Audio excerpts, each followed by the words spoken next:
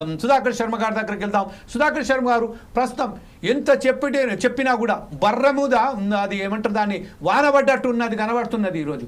ఈ విషయంపై మీరేమంటారండి? నమస్కారం అండి.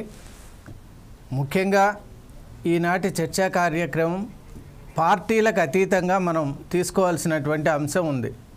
ఎందువల్ల అంటే ఇది అత్యంత హేయమైన, దుర్మార్గమైనటువంటి, అలాగే నీచమైనటువంటి సంఘటన.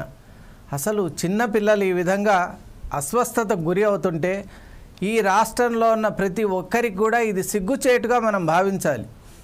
ఇంతకంటే దారుణమైనటువంటి సంఘటన ఇంకా మన సమాజంలో ఏముంటుంది అని ప్రశ్నిస్తున్నాం.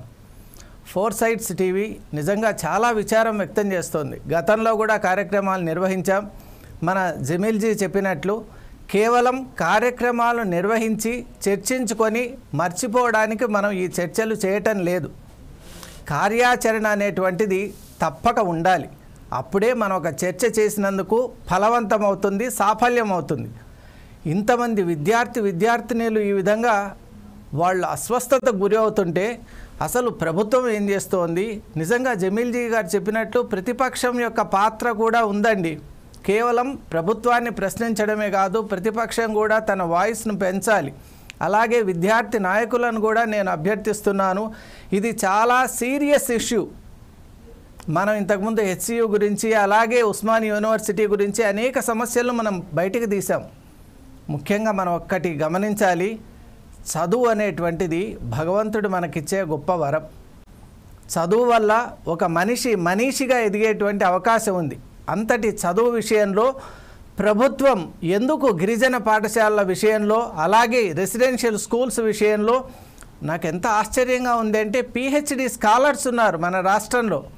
ఉస్మానియా యూనివర్సిటీ లాంటి ప్రతిష్టాత్మకమైనటువంటి విశ్వవిద్యాలయాల్లో కూడా పిహెచ్డి స్కాలర్స్ కూడా సరైనటువంటి ఆహారం అందటం లేదు, వసతి సౌకర్యం ఇవి లేవు అంటే మనం ఎవరితో చెప్పుకోవాలి?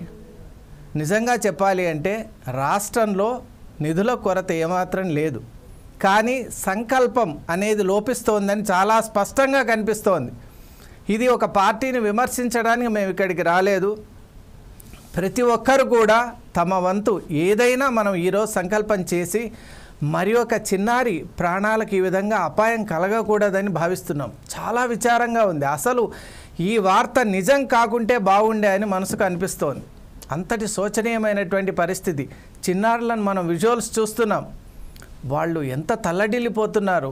నిజంగా మన ఇంట్లో ఉన్నటువంటి పిల్లవాడు కానీ అమ్మాయి కానీ ఆ విధంగా బాధపడుతూ ఉంటే మనం చూస్తూ చేతులు కట్టుకొని చూస్తూ ఉండగలమా? వాళ్ళు మన పిల్లలు కాదా?